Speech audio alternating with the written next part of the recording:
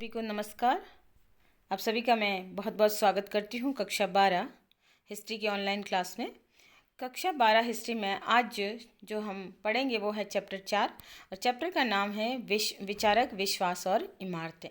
ठीक है, तो हम इसमें जो है इसके जो नोट्स है वो हम समझने का प्रयास करते हैं।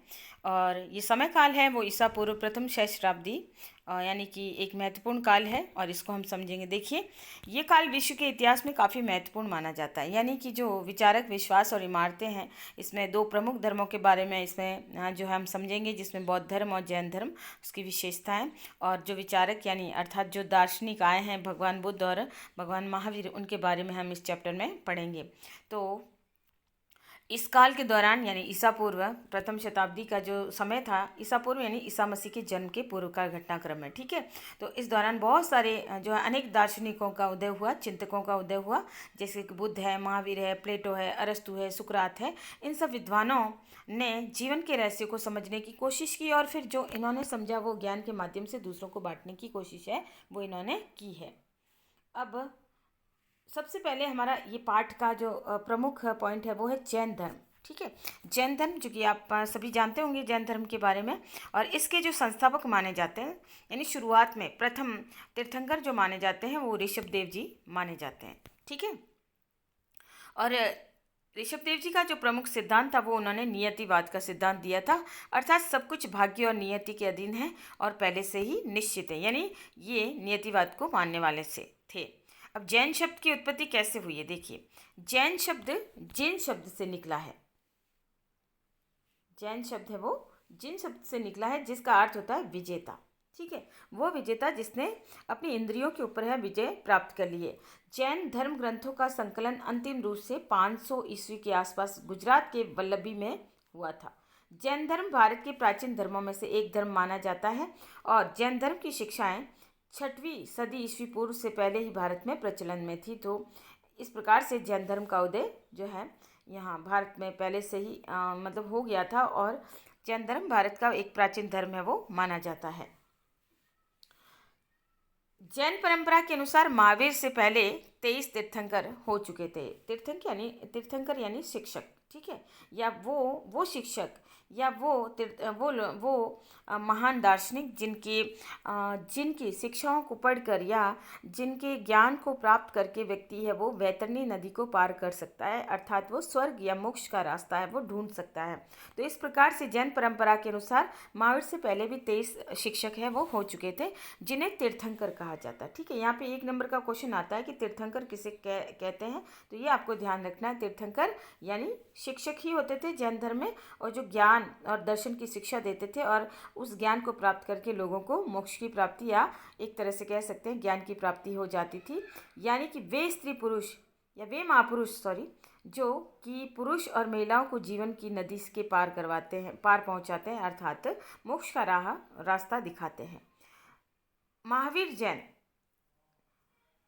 धर्म के 24वें तीर्थंकर थे। तो हमें ये याद रखना है कि महावीर भगवान है वो 24वें तीर्थंकर थे, लेकिन उससे पहले 23 तीर्थंकर वो हो चुके थे, जिसमें सबसे पहले का नाम आता है ऋषभ देव जी। ठीक है, और जैन धर्म के पहले तीर्थंकर ऋषभ देव जी थे और जैन धर्म के 23वें तीर्थंकर पार्श्वनाथ जी माने जाते हैं। तो यहाँ छोटे छोटे क्वेश्चन है कि 24वें तीर्थंकर कौन थे, 23वें तीर्थंकर कौन थे, प्रथम तीर्थंकर कौन थे, तो वो आपको याद रखना है। अब तीर्थंकर क्या होता है, देखिए। तीर्थंकर का शाब्दिक अर्थ संसार से पार होने के लिए घाट या तीर्थ का निर्माण करने वाला। ठीक है, यानी वो व्यक्ति, वो दार्शनिक जो कि तीर्थ का निर्माण करने वाला, या कह सकते हैं इस संसार को पार कराने वाला। तो ऐसे शिक्षकों को ही तीर्थंकर कहा जाता है। ठीक है, नेक्स्ट हमारा कि प्रथम तीर्थंकर, हालांकि वही बार बार आ रहा है प्रथम तीर्थंकर। तो ऋषभ देव जिन्हें इस धर्म का संस्थापक माना गया है। तो जैन धर्म का संस्थापक कौन है, ऋषभ देव जी। ठीक है, यह अयोध्या के इक्ष्वाकु राजवंश से संबंधित थे और इनका प्रतीक चिन्ह है वो वृषभ जो है माना गया है। ठीक है, हिंदू पुराणों में नारायण का अवतार है वो माना गया है। फिर दूसरे ऋषभ देव का पहली बार उल्लेख जो है हमारा ऋग्वेद है उसमें मिलता है। ठीक है, आप यहाँ पे ऋग्वेद कर दीजिए, तो इसका उल्लेख है वो ऋग्वेद में मिलता है। ठीक है, और दूसरे तीर्थंकर है वो अजीतनाथ जी माने जाते हैं। अजीतनाथ जिनका उल्लेख है वो यजुर्वेद में मिलता है, जो कि हमारे 4 प्रमुख वेद हैं उन्हीं में से। और 19वें तीर्थंकर है वो मल्लिनाथ या नेमिनाथ जी माने जाते हैं, जो कि वासुदेव कृष्ण के समकालीन बीच, समकालीन यानी जब भगवान श्री कृष्ण का समय काल चल रहा था उस दौरान जो है मल्लिनाथ जी या कह सकते हैं नेमिनाथ जी भी मौजूद थे। तो इस प्रकार से पहले ऋषभ देव जी हो गए, दूसरे अजीत नाथ जी हो गए, और 19वें तीर्थंकर जो है नेमिनाथ जी या मल्लिनाथ जी हो गए, 23वें तीर्थंकर पार्श्वनाथ जी हो गए, और 24वें तीर्थंकर भगवान महावीर हो गए हैं। अब 23वें तीर्थंकर जिन्हें प्रथम ऐतिहासिक तीर्थंकर माना जाता है, और इनका जन्म महावीर के करीब 250 वर्ष पूर्व काशी में हुआ था। ठीक है, काशी में इनका जन्म हुआ था। यानी तीर्थंकर कौन है 23वें तीर्थंकर? पार्श्वनाथ जी। ठीक है, उसके बाद पार्श्वनाथ जी के पिता का नाम जो था वो अश्वसेन था, और इनकी माता का नाम वामा था। इन्होंने 30 वर्ष की आयु में ही गृह त्याग कर दिया था, अपना घर बार छोड़ दिया था, और इनको वास्तविक ज्ञान की प्राप्ति है वो 84वें दिन ही हो गई थी, और इनका प्रतीक चिन्ह है वो सर्प को माना जाता है। फिर हमारे लिए मुख्य जो आ रहा है, ये तो छोटे छोटे क्वेश्चन थे उसी के अंदर। अब भगवान महावीर स्वामी, जो कि आपकी पाठ्यपुस्तक के अंदर डिटेल है। तो महावीर स्वामी 24वें तीर्थंकर एवं अंतिम तीर्थंकर महावीर स्वामी माना गया। महावीर स्वामी है जिन्हें जैन धर्म का वास्तविक संस्थापक है वो माना गया है। इनका जन्म है वो 599 से 540 ईस्वी पूर्व कुंड ग्राम में हुआ था, जो कि वज्जी संघ और वैशाली गणराज्य में इनका जन्म हुआ था। इनके पिता का नाम सिद्धार्थ था, और माता का नाम त्रिशला, जो कि लिच्छवी शासक चेतक की बहन थी, और इनका कुल है वो ज्ञात्र कुल था, अर्थात सिद्धार्थ ज्ञात्र कुल के प्रधान माने जाते थे। महावीर का जो है प्राचीन नाम या वास्तविक नाम जो था वो वर्धमान था, और इनकी पुत्री थी प्रियदर्शना, जो कि श्वेतांबर जैन परंपरा के अनुसार है, पुत्री का नाम है वो प्रियदर्शना देखने को मिलता है। महावीर स्वामी को ज्ञान की प्राप्ति का समय जो माना जाता है, कि कहा जाता है कि वैशाख शुक्ल दशमी को ऋचु बालुका नदी के किनारे, ठीक है, साल वृक्ष के नीचे भगवान महावीर को केवल्य ज्ञान की प्राप्ति हुई। अब यहाँ पे केवल्य ज्ञान क्या है? तो मोक्ष का ज्ञान। ठीक है, केवल्य ज्ञान मोक्ष का ज्ञान जिसे हम कहते हैं, तो यानी सद्ज्ञान की प्राप्ति इनको हुई। और जिन का अर्थ क्या होता है? जैसे जैन शब्द है वो जिन से ही निकला है। ठीक है, जो जैन शब्द है वो जिन से निकला है। जिन यानी कि इंद्रियों का विजेता, वो व्यक्ति जो कि जिसने अपनी जो है इंद्रियों के ऊपर विजय प्राप्त कर ली है, जिसने लोभ मोह और मतलब कह सकते हैं ये सारी लालसाएं हैं वो छोड़ दी है, और जिसने अपने ऊपर नियंत्रण और कंट्रोल स्थापित कर दिया, वो होता है जिन, और इसी से जैन धर्म है वो बना है। और महावीर स्वामी का प्रथम उपदेश का जो स्थान है वो विपुलाचल पहाड़ी माना जाता है। विपुलाचल पहाड़ी के राजगृह के मैदपुर में इन्होंने अपना प्रथम जो है उपदेश है वो दिया था। इनके प्रथम शिष्य का नाम है वो जामाली था, और ये भगवान महावीर का दामाद ही था। फिर प्रथम शिष्या इनकी जो है चंदना थी, जो कि चंपनरेश अंगनरेश इनकी पुत्री थी, और प्रथम शिष्या जिसका नाम आपको चंदना ध्यान रखना है। इनके उपदेश की भाषा है वो प्राकृत देखी जाती है। प्राकृत भाषा में ही उस समय चूँकि जनसाधारण की भाषा प्राकृत हुआ करती थी, भगवान महावीर ने भी अपने उपदेश है वो प्राकृत भाषा में दिए हैं। इनके अनुयायी जो शासक है उसमें बिंबिसार, अजातशत्रु, उदयन, चंद्रगुप्त मौर्य और अमोघ वंश। ठीक है, तो इन सभी शासकों ने जो है जैन धर्म को अपनाया, और बाद में उन्होंने अपने राजधर्म को भी जैन धर्म बना लिया था, जिसमें चंद्रगुप्त मौर्य जो कि जिसने जीवन के अंतिम काल है वो संतारा के माध्यम से स्वर्णगिरी पर्वत पर जो है श्रवण बेलगोला वहाँ पे उन्होंने अपना समय गुजारा था। इसी प्रकार से दक्षिण के अनुयायी वंश में जिसमें गंग वंश का नाम आता है, राष्ट्रकूट वंश आता है, कदवंश और चालुक्य वंश भी आता है, जिसने जैन धर्म की पालना की या उन्होंने उसे अपनाया था। ठीक है, फिर आता है भगवान महावीर के अन्य नाम कौन कौन से हैं। तो भगवान महावीर के या महावीर के अन्य नाम जिसमें वीर भी कहा जाता है, अतिवीर भी कहा जाता है, सन्मति भी कहा जाता है, और इस प्रकार से महावीर वर्धमान थे उनका, लेकिन चूंकि इन्होंने अपनी इंद्रियों के ऊपर विजय प्राप्त कर ली थी इसलिए इन्हें महावीर भी कहा जाता है। महावीर का प्रतीक चिन्ह है वो जो है सिंह माना जाता है, अर्थात जो है शेर माना जाता है। और 72 वर्ष की आयु में पावा जो कि बिहार के अंदर है, वहाँ पे भगवान महावीर की जो है एक तरह से उनका निर्वाण है वो हो गया, अर्थात मोक्ष की प्राप्ति हो गई। ठीक है, जैन धर्म के उत्तराधान सूत्र के अनुसार महावीर का जन्म पहले ऋषभ दत्त जी की पत्नी देवनंदा के गर्भ से होने वाला था, लेकिन देवताओं को ये स्वीकार नहीं था कि तीर्थंकर का जन्म किसी ब्राह्मण परिवार में हो, अतः इंद्र भगवान ने इन्हें त्रिशला के गर्भ में स्थानांतरित कर दिया। तो ऐसा जो है जैन धर्म के जो पुस्तकें हैं उसमें ऐसा मिलता है, जिस पुस्तक का नाम है उत्तराधान सूत्र के अंदर ऐसा मिलता है। अन्यथा भगवान महावीर का जन्म है वो जो है ब्राह्मण परिवार में होता।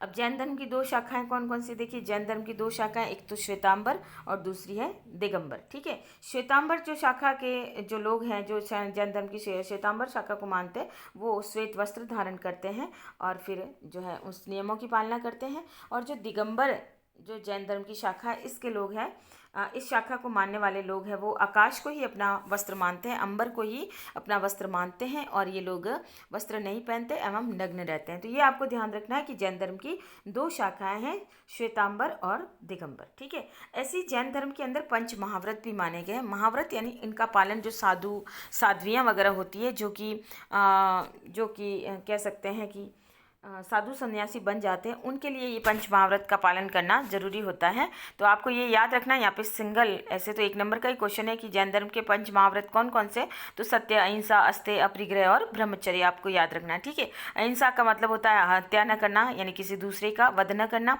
सत्य यानी हमेशा झूठ न बोलना और हमेशा सत्य बोलना। अस्तेय यानी चोरी नहीं करना, किसी को दुख न पहुँचाना। अपरिग्रह यानी धन इकट्ठा न करना। धन इकट्ठा न करना अर्थात उतना ही इकट्ठा करना जिससे हमारा गुजारा चल सके और दूसरे लोगों को भी मिल सके। और ब्रह्मचर्य अर्थात जो है ब्रह्मचर्य का पालन करना, विवाह न करके जो है ब्रह्मचर्य या सादगीपूर्णता जीवन है वो जीना है, वो ही ब्रह्मचर्य है। तो ये जैन धर्म के साधु साध्वियों को जो है मानने के ये 5 नियम अनिवार्य माने गए हैं। ठीक है, और इसमें अगर हम एक और बात समझें तो कि 23वें तीर्थंकर तक तो ये जो 4 महाव्रत ऊपर जो थे ना, अहिंसा, सत्य, अस्तेय, अपरिग्रही थे, लेकिन भगवान महावीर ने बाद में इसमें 5वां महाव्रत जोड़ दिया जिसका नाम था ब्रह्मचर्य।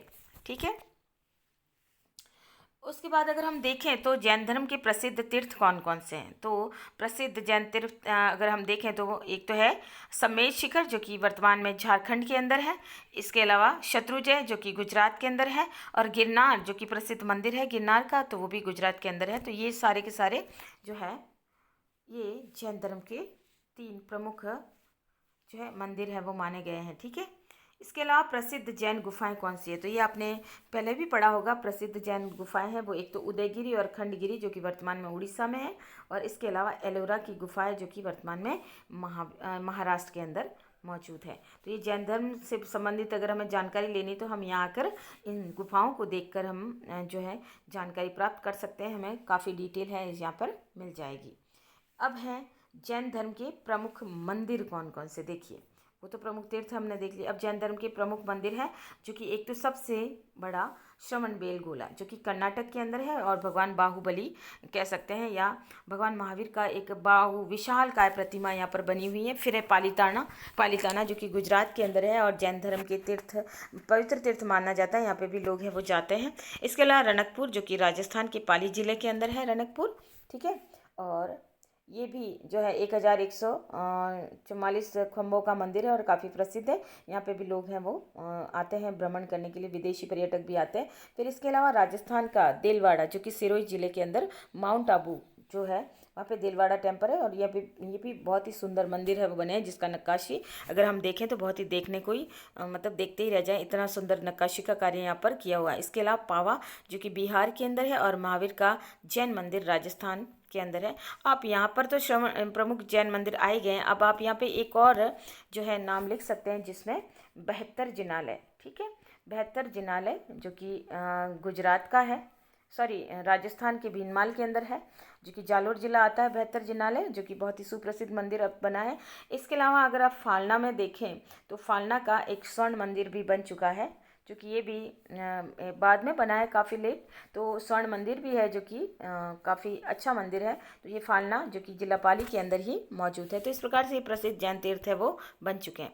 अब जैन दर्शन की अवधारणा, यानी जैन दर्शन हमें क्या बताता है, अवधारणा यानी क्या हमें मुख्य बात सिखाता है। तो जैन दर्शन ये कहता है कि जैन दर्शन की सबसे महत्वपूर्ण अवधारणा या एक सोच, अवधारणा का मतलब होता है सोच, यह है कि संपूर्ण विश्व प्राणवान है, यानी हर जीव है उसमें प्राण है। ठीक है, ये माना जाता है कि पत्थर, चट्टानों और जल में भी जीवन होता है। जैसे हिंदू धर्म भी यही कहता है कि कण कण में भगवान है, ठीक है। हर चीज़ में कण कण में ईश्वर है। तो जैन धर्म भी यही कहता है पत्थर है, चट्टानों और जल में भी जीवन होता है।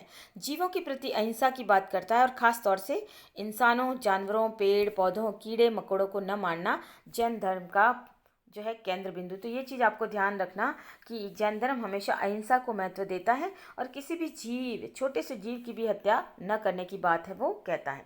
इसके अलावा जैन अहिंसा के सिद्धांत ने संपूर्ण भारतीय चिंतन परंपरा को प्रभावित किया कि ये जैन धर्म एक ऐसा धर्म है जो कि हिंसा को नहीं मानता है। किसी भी प्रकार की हिंसा, एक चींटी को मारना भी जो है वो उचित नहीं मानते हैं, या गलती से भी जो हिंसा हो जाए तो उसे भी उचित नहीं मानते। तो ये एक अलग प्रकार का इन्होंने दर्शन है वो हमें दिया है, एक अवधारणा है वो हमें दी है। जैन मान्यता के अनुसार जन्म और पुनर्जन्म का चक्र कर्म के द्वारा निर्धारित होता है, कि वही कि हम जैसा कर्म करते हैं उसी के अनुसार हमें पुनर्जन्म मिलता है, और ये चक्र है वो ऐसे घूमता रहता है। यानी जब तक हमारे कर्मों का मेल खत्म ना होता, कर्म बंधन जब तक खत्म नहीं होते, ऐसे ही हमें जीवन है वो मिलता रहता है। कर्म के चक्र से मुक्ति के लिए त्याग और तपस्या की जरूरत है, कि हम अपने कर्मों को ऐसे सुधार सकते हैं कि हम एक तो तपस्या को अपनाएं और एक त्याग वाला जीवन अपनाएं, और किसी भी प्रकार के पंच महाव्रतों का पालन करते हुए चलें। ये संसार के त्याग से ही संभव हो पाता है, और अंत में हमें मुक्ति कब मिलेगी, जब हम संसार को त्याग है वो कर पाएंगे। तो इस प्रकार से जैन दर्शन हमें ये जो है समझाता है। इसके अलावा बौद्ध धर्म, ठीक है, ये तो हो गया हमारा प्रथम धर्म जैन धर्म को पढ़ लिया, जो कि हमारा ये पाठ है विश्वास, विचारक और इमारतें, या विचारक, विश्वास और इमारतें, ठीक है, जो कि आपकी किताब के अंदर महत्वपूर्ण है। और हमने जैन धर्म को जाना। अब जैन धर्म का ही एक और जैसा ही जो है, या समकालीन कह सकते हैं, या उसके जैसा ही दूसरा धर्म है वो हिंदुस्तान में जो है पला, या कह सकते हैं फला फूला, और उस धर्म का नाम है बौद्ध धर्म, ठीक है। अब है तो ये हिंदुस्तान में अभी दोनों ही धर्म है वो अल्पसंख्यक में है, लेकिन फिर भी इसका प्रभाव हम देखते हैं, और इस धर्म के पीछे या कौन से महान दार्शनिकों का इसमें योगदान है वो हम इसमें पढ़ेंगे। तो बौद्ध धर्म एक प्राचीन और महान धर्म है जो कि भारत से निकला है। तो बौद्ध धर्म जो है भारत से ही निकला हुआ धर्म है, क्योंकि जब भारतवर्ष नामक स्थान था, या कह सकते हैं भारतवर्ष, जब हमारा भारत पाकिस्तान अलग नहीं था और बांग्लादेश, म्यांमार तक भारत फैला हुआ था भारतवर्ष, और उस समय जो है लुम्बिनी, जो कि नेपाल, वर्तमान नेपाल, लुम्बिनी में भगवान बुद्ध का जन्म हुआ था। और फिर यहीं से धीरे धीरे बुद्ध की अवधारणा, बुद्ध का दर्शन, बुद्ध की शिक्षाएं हैं वो फैलने लगी, और फिर बौद्ध धर्म है वो बना, और फिर भारत से बाहर है वो दूसरे राष्ट्रों तक फैला। तो महात्मा बौद्ध धर्म के संस्थापक कौन माने जाते हैं, तो आपको ये ध्यान रखना है कि बौद्ध धर्म के संस्थापक है वो भगवान बुद्ध या महात्मा बुद्ध है वो माने जाते हैं। ये सिंगल 1 नंबर का क्वेश्चन है आपका यहाँ पर। बौद्ध धर्म की स्थापना लगभग 6ठी शताब्दी ईस्वी पूर्व है वो भारत के अंदर मानी जाती है, और ईसाई और इस्लाम धर्म के बाद ये दुनिया का तीसरा बड़ा धर्म है, ठीक है, तीसरा बड़ा धर्म। क्योंकि अगर हम बौद्ध धर्म के देशों को माने तो चीन, जो कि बड़ा देश है, ठीक है, चीन है, थाईलैंड है, कंबोडिया है, जापान है, श्रीलंका है, नेपाल है, भूटान है, ये इतने सारे देश हैं जो कि हमारे बौद्ध धर्म को मानते हैं। और इसके अलावा ईसाई और इस्लाम धर्म है वो विश्व के काफ़ी हिस्सों में फैला हुआ है।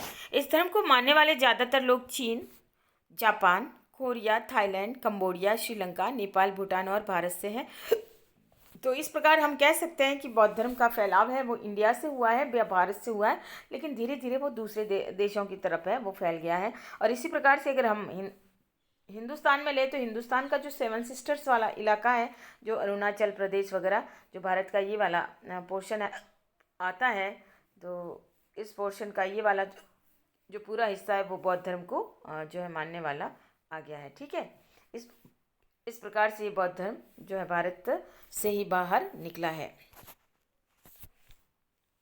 अब हम जानते हैं महात्मा बुद्ध का परिचय। उससे पहले मैं आप सबसे विनती करना चाहूँगी, अनुरोध है कि आप मेरे चैनल को लाइक करें, शेयर करें और सब्सक्राइब करें, और मेरे वीडियो को अधिक से अधिक है वो शेयर करें, ठीक है। थैंक यू इसके लिए, और आप सब मेरे वीडियो को ध्यान से देखते हैं इसके लिए भी आपका धन्यवाद। अब है महात्मा बुद्ध, जो कि बौद्ध धर्म के संस्थापक माने जाते हैं। तो इनका बौद्ध धर्म के संस्थापक कौन, तो महात्मा बुद्ध। पूरा नाम है गौतम बुद्ध।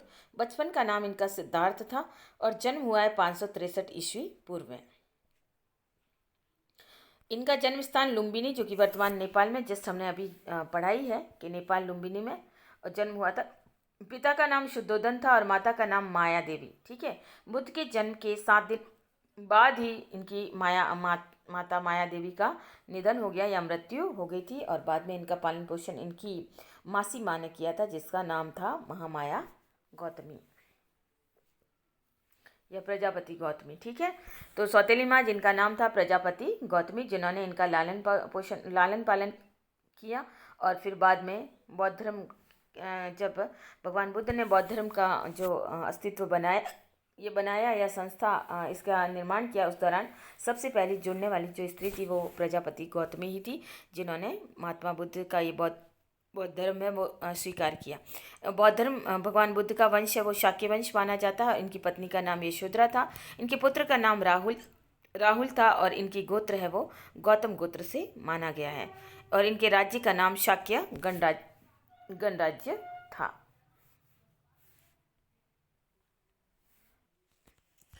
बौद्ध धर्म जो है भगवान बुद्ध के जो है शाक्य गणराज्य की राजधानी है वो कपिलवस्तु मानी जाती है, और भगवान बुद्ध को जो ज्ञान की प्राप्ति हुई थी वो निरंजना पुनपुन नदी के किनारे वट वृक्ष के नीचे उर्वेला, ठीक है, जो कि बोध गया उर्वेला के नाम से इसे जाना जाता है, और इसका नाम आपको कई जगह उर्वेला भी मिलेगा, और कहीं पे आपको जो है उरुवेला भी मिलेगा। ठीक है, उरुवेला ये भी आपको मिलेगा।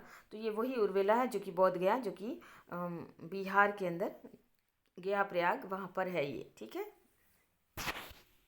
शाक्य वंश का होने के कारण महात्मा बुद्ध को शाक्य मुनि, और गौतम गोत्र के होने के कारण गौतम बुद्ध कहलाए। तो अगर यहाँ पे क्वेश्चन आता है कि बुद्ध को शाक्य मुनि क्यों कहा जाता है, तो आपको याद रखना है ये शाक्य वंश से थे, और इनको गौतम बुद्ध क्यों कहा जाता है, तो ये गौतम गोत्र से संबंधित होने के कारण है गौतम बुद्ध है वो कहलाए थे। बुद्ध का प्रथम उपदेश है वो सारनाथ काशी में हुआ था, और अथवा वाराणसी के 10 किलोमीटर पूर्वोत्तर में स्थित प्रमुख बौद्ध स्थल है। और ज्ञान प्राप्ति के पश्चात महात्मा बुद्ध या भगवान बुद्ध ने अपना प्रथम उपदेश यहीं दिया था, जिसे धर्म चक्र प्रवर्तन का नाम है वो दिया है। धर्म चक्र प्रवर्तन यानी कि इससे पहले जो महात्मा बुद्ध है वो ज्ञान की प्राप्ति के लिए वो 4-5 ब्राह्मणों के पास गए थे, लेकिन वो उन्हें नहीं रास आया, और अंत में जब वो स्वयं ही ज्ञान की खोज में निकले थे और काफ़ी समय तक वो भूखे प्यासे रहे, महीने भर तक उन्होंने उपवास किए थे, लेकिन ऐसी स्थिति में उनकी हालत है वो खराब हो गई थी, और फिर उन्होंने मध्यम प्रतिपदा का मार्ग अपनाया। मध्यम प्रतिपदा यानी उन्होंने ये समझ लिया कि न तो भूखे मरने से भगवान मिलेंगे, न ही अत्यधिक सांसारिक मोह माया से भगवान मिलेंगे। तब उन्होंने जो है मध्यम का रास्ता अपनाया कि जो है साधारण तरीके से जीवन जीकर जो है भगवान की या निर्वाण जो है न मोक्ष की ज्ञान का कह सकते हैं कि केवल ज्ञान की प्राप्ति हुई या मोक्ष ज्ञान की प्राप्ति हुई बोध गया के अंदर। उसके बाद जो परिवर्तन जो हुआ कि उन्होंने जो अपने शिष्यों को जो संदेश दिए, और इस समय काल को या इस उपदेश को धर्म चक्र प्रवर्तन का नाम है वो दिया जाता है। इनके प्रथम शिष्य का नाम तपस्सु था, एवं भल्लीनाथ नामक बंजारे या वणिक को इन्होंने गया में उपदेश है वो दिया था। इनके प्रधान शिष्य का नाम उपाली था, और प्रिय शिष्य इनका भगवान बुद्ध का प्रिय शिष्य है वो आनंद था। प्रथम शिष्य इनकी मौसी माँ या माँ जो मासी माँ प्रजापति गौतमी थी, या आनंद के कहने पर प्रथम महिला अनुयायी है जो गौतमी बनी थी, जो कि प्रजापति गौतमी या महामाया गौतमी के नाम से भी जाना जाता है।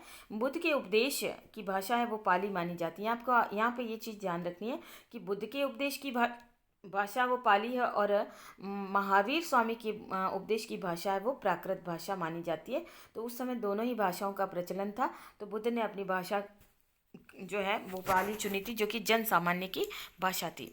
सर्वाधिक उपदेश देने का स्थान है बुद्ध का वो श्रावस्ती में दिए हैं उन्होंने।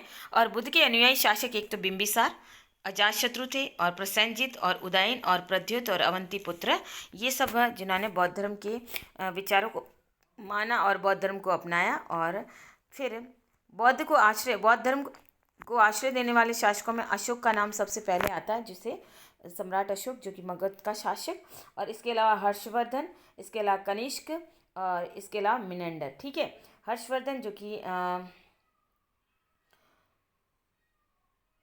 हर्षवर्धन जो कि एक शासक था और उसने जो है बौद्ध धर्म को आश्रय दिया। कनिष्क जो कि कुषाण शासक था, और मिनेंडर जो कि जो यूनानी शासक था, लेकिन इसने भी बौद्ध धर्म को अपनाया था। ठीक है, इसके बाद ये हर्षवर्धन है वो पुष्यभूति वंश का था। ठीक है, आप याद रख सकते हैं, पुष्यभूति वंश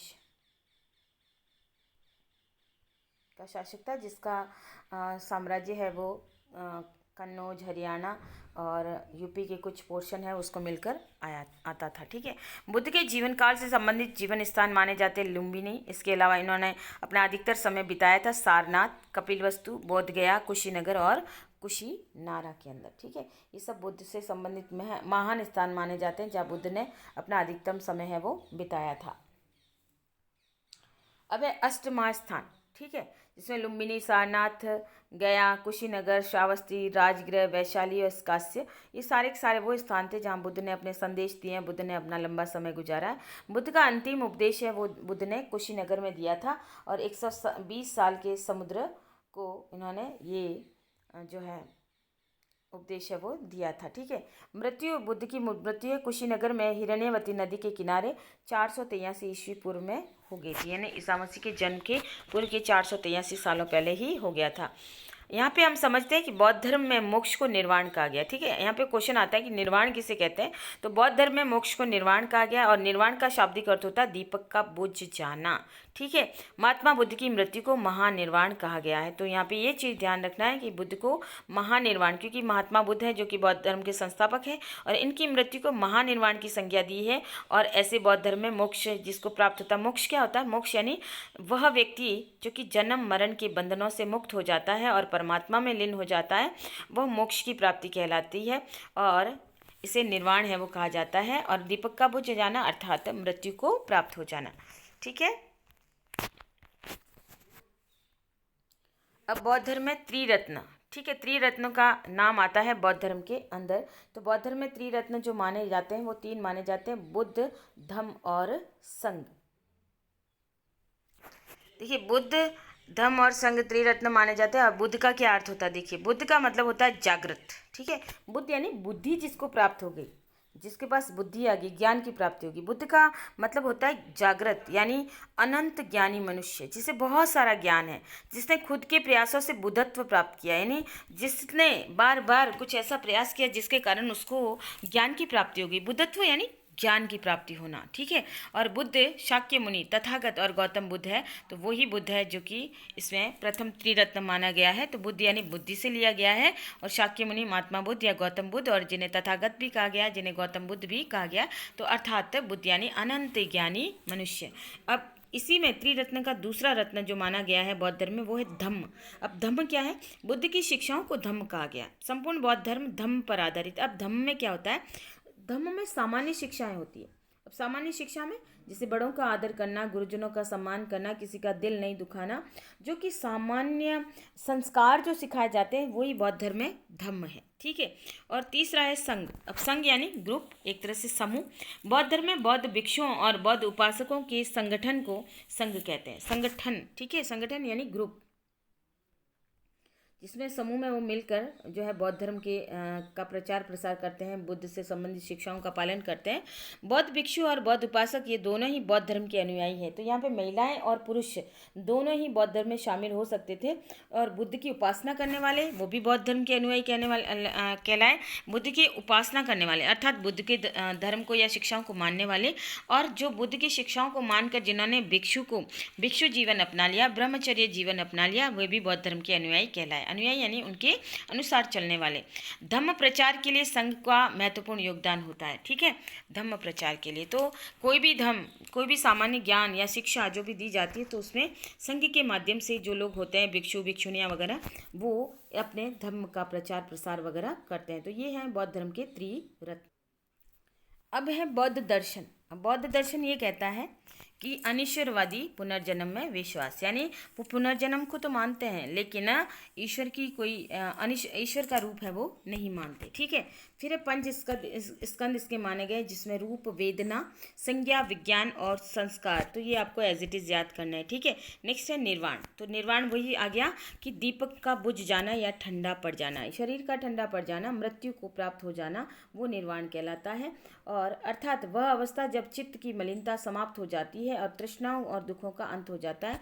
तो यहाँ पर निर्वाण से तात्पर्य है एक तरह से ज्ञान की प्राप्ति के पश्चात मन का साफ हो जाना, मन की मलिनता, गंदगी वो दूर हो जाना और सारी तृष्णाएं, जो इच्छाएं, कामनाएं हैं वो सब नष्ट हो जाती है। और इस प्रकार से जब हमारी कामनाएं नहीं रहेगी, हमारी इच्छाएं नहीं रहेगी, हमारे मन में कोई अतृप्त भावनाएं नहीं रहेगी, तो अंत में दुखों का अंत हो जाएगा। इस प्रकार से बौद्ध धर्म में इसे ही निर्वाण माना गया है।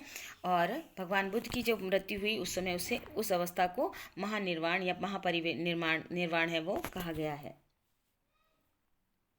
अब बुद्ध को कहते हैं कि बुद्ध को, जैसे बुद्ध तो एक राजकुमार थे, भगवान बुद्ध और राजकुमार और सुद्धोधन के पुत्र थे, लेकिन ऐसी क्या घटनाक्रम उनके जीवन में घटे कि उनको एक तरह से कह सकते हैं कि उनको इस संसार से विरक्ति सी हो गई।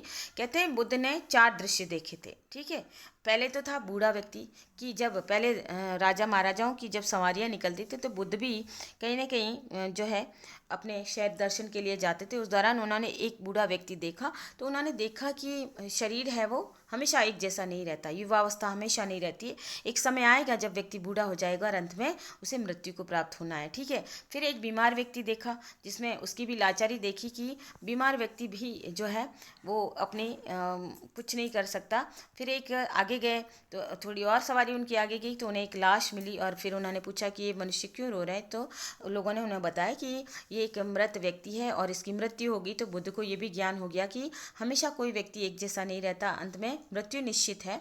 और फिर एक सन्यासी मिला बुद्ध को, तो सन्यासी यानी ऊपर के जो 3 देखे हैं, बूढ़ा व्यक्ति देखा, बीमार व्यक्ति देखा, एक लाश देखी, ये सब व्यथा से भरे हुए थे, व्यथा यानी दुख से भरे हुए थे। लेकिन जैसे ही बुद्ध को एक सन्यासी दिखा तो सन्यासी के चेहरे पे उन्हें तेजस्विता दिखी, तेज दिखा और बिल्कुल उसके चेहरे पे किसी प्रकार का कोई मलिनता नहीं थी, कोई चिंता का भाव नहीं दिखा और वो अपनी मस्ती में मस्त था। बुद्ध को लगा कि सन्यासी जीवन ही श्रेष्ठ है और उसके बाद उन्होंने जो है एक तरह से गृह त्याग कर दिया और वो स्वयं ही जो है सन्यासी बन गए। बुद्ध की शिक्षाएं क्या कहती, देखिए बुद्ध की शिक्षाएं हमें त्रिपिटक में मिलती है और त्रिपिटक का अर्थ होता है 3 टोकरियाँ, यानी 3 टोकरियाँ, 3 बास्केट्स कहा गया है बुद्ध की शिक्षाओं को, और इन्हें 3 त्रिपिटक के रूप में बांटा गया। त्रिपिटक